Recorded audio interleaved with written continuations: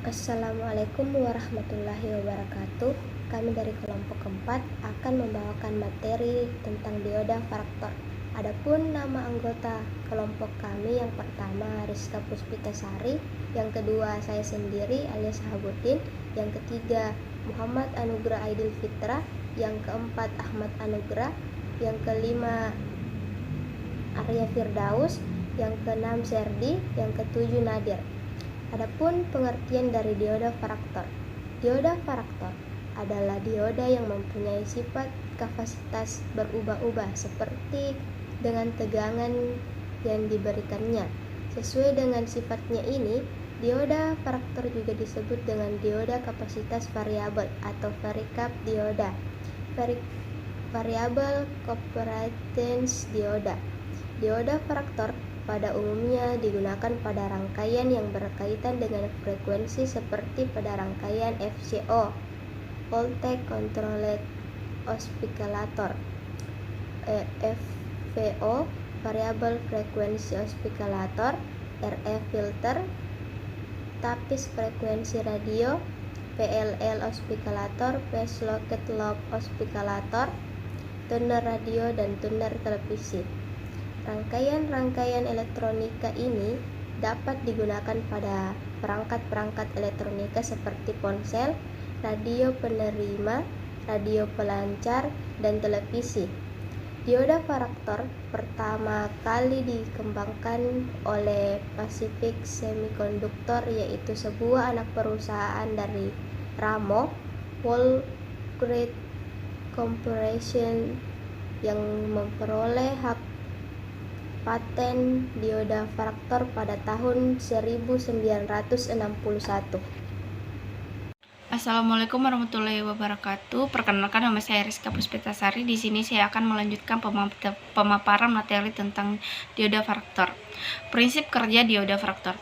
Dioda varaktor pada umumnya terbuat dari bahan semikonduktor silikon dengan sambungan PN yang dirancang khusus untuk memiliki sifat kapasitas yang dirangkai bias balik atau referensi bias, seperti dioda Zener.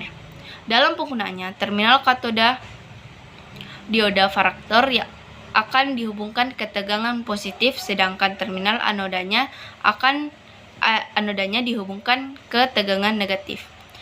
Jika terjadi perubahan beda potensial di antara terminal katoda dan anoda yang melebihi breakdown atau tegangan tembus dioda varaktor, maka daerah deplensi pada sambungan semikonduktor tipe P dan tipe N dalam dioda varaktor tersebut akan terjadi perubahan lebar.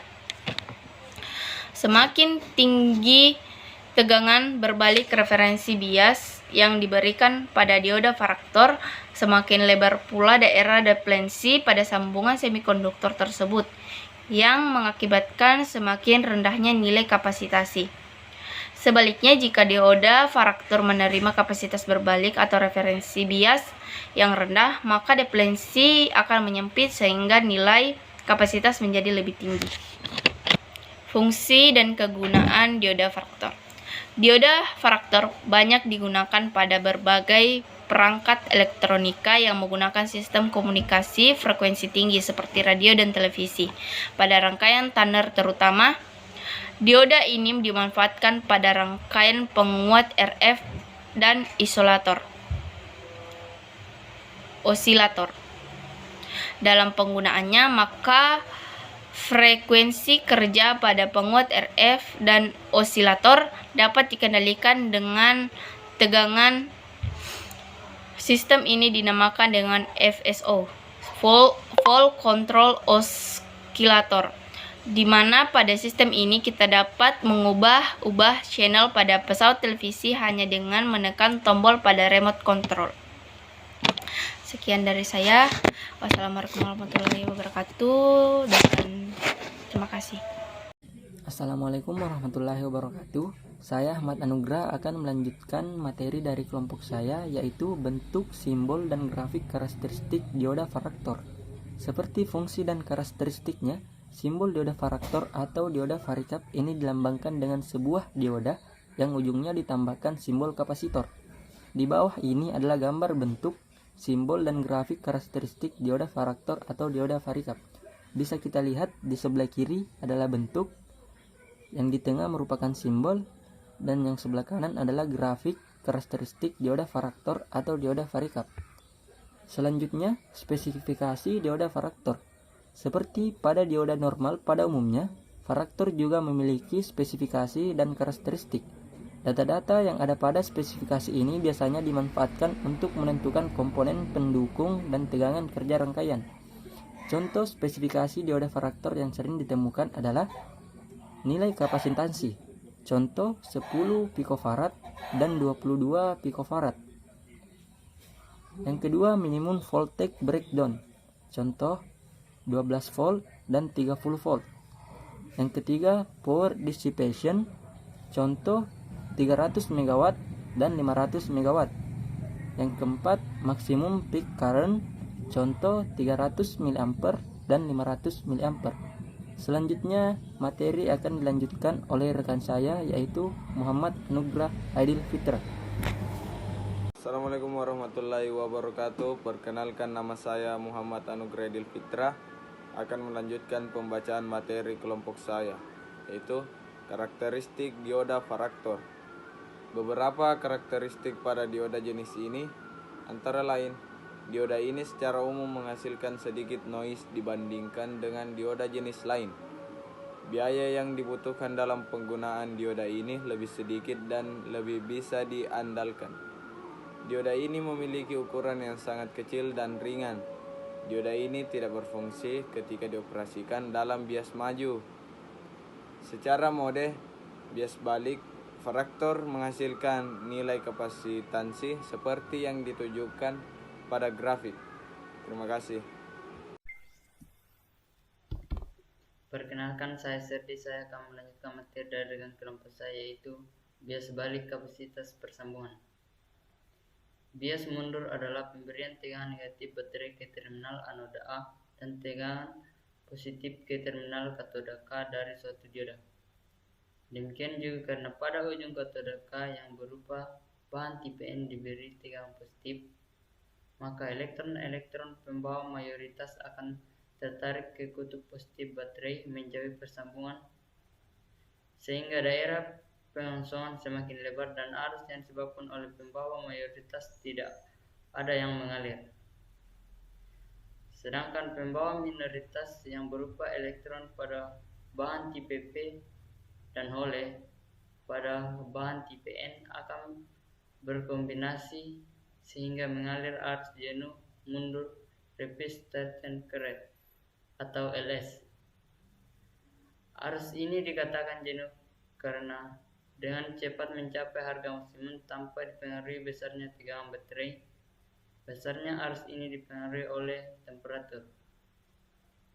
Makin tinggi temperatur, makin besar harga LS. Pada teknik kelistrikan dan elektronika instrumen 232, suhu ruang besar LS ini dalam skala mikroampere untuk dioda germanium dan dalam skala non-ampere untuk dioda silikon. Masih dengan sumber DC, ketika terminal negatif baterai terhubung pada sisi P dioda dan terminal positif baterai terhubung pada sisi N dioda. Hubungan rangkaian inilah yang menghasilkan arus dan disebut dengan bias mundur. Bila dioda bekerja dalam cara lubang-lubang dalam daerah P dan elektron dan dalam daerah N bergerak menjauhi persambungan, karena itu membentuk daerah penipisan di mana penumpukan pembawa pembang telah hilang.